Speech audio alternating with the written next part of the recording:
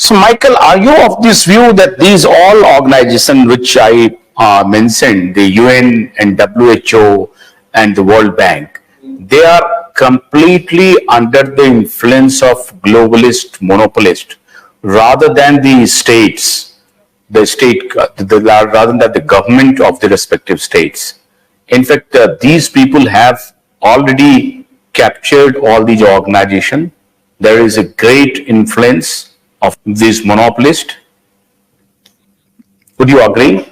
I would agree. I would say if you want to know who runs WHO, follow the money, and you'll see even the so-called directed money, or the money that comes as part of an assessed contribution, as a UN formula. That's overwhelmingly by wealthy countries. Okay. Add to that the 85, 86% that comes from donors, again, from good countries, and overwhelmingly from the pharma and vaccine community, and that same cabal of people, that you would be shocked to think it could have turned out any other way. Okay, now, I don't give up, because as we saw in the negotiation of the pandemic treaty, which is not done and probably will never get done, as more evidence and information comes out, they will be too embarrassed to go with that agenda. And the IHRs were watered down to a bare minimum, still slightly dangerous. There needs to be a rethinking there. But the countries don't have to accept it. And so what they're ending up with is a very substantial weakening of WHO because they overreached. There's one thing I want to make very clear. I think it's a fundamental for all the reasons we're talking about. It's a wrong construction to say this was a power grab by WHO. It was a power grab of WHO, and the sovereigns have the ability to say no.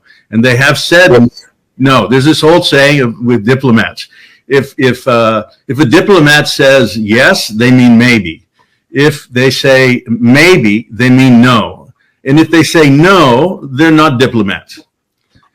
So here you have the thing that this is the pretty strong no. So may not, or no? What would the WHO would like to listen from the member state like India? Because we are pressurizing every now and then that the government should not sign any IHR of WHO. WHO treaty is far away from the imagination of Indian government. I think so, but there are people, there are more of Bill Gates and Gates Foundation who are also infiltrated in our system too. So we are keeping eye on those people also. But do you think that the US will say that this should not be signed? I think that it has come through US itself. So they want to, it has to be signed by the member states. What is going to be the stand of US on WHO treaty? So there's a very important question here. All right. The US has made a lot of noise that they want the pandemic treaty to be called an agreement. Okay. Under international law, this is not really a valid distinction, but why is it so important to the US? All right. And the reason it's important in the US is that if it's called an agreement, it's really an executive agreement.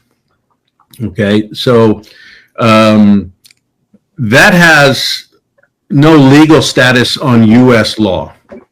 Okay, it doesn't obligate the U.S. internally. It is an expression of the administration of the day, the Biden administration now. Okay, it would not apply to a successor administration. If they wanted to change it, they would just walk away from it. Okay, that's an excessive privilege for one country in the world, the United States. Now, there was a letter signed by 49 Republican senators. This is one manifestation of the campaign that you asked me about earlier. Is there agitation? Is there resistance in the U.S.? And so These Republican senators said, if this comes to the U.S., we think it should be regarded as a treaty. A treaty requires 2/3 vote of the Senate. They have 49 votes, they would kill it, okay, if it were regarded as a treaty. So there will be some argument and fighting over this. But I think that, as I say, the epistemic authority, the prestige of WHO has been seriously crippled by this process. To fix WHO, you'll have to change the way it's funded and everything else, or at least have much more transparency. The first thing that has to happen, though, is truth finding. And those facts need to be plain to everybody that we've been talking about. And we can move in that direction, I think, only really after the elections. गन्ने की कड़ी बुनियाद, जिसे मराठी में खुडक्या और कुछ उत्तर भारत के क्षेत्रों में खुटकी भी कहा जाता है, उसे केवल भोलानाथ का 2-in-1 बैटरी ऑपरेटेड हार्वेस्टर कम ब्रश कटर आसानी से और बिना रुकावट के काट सकता है।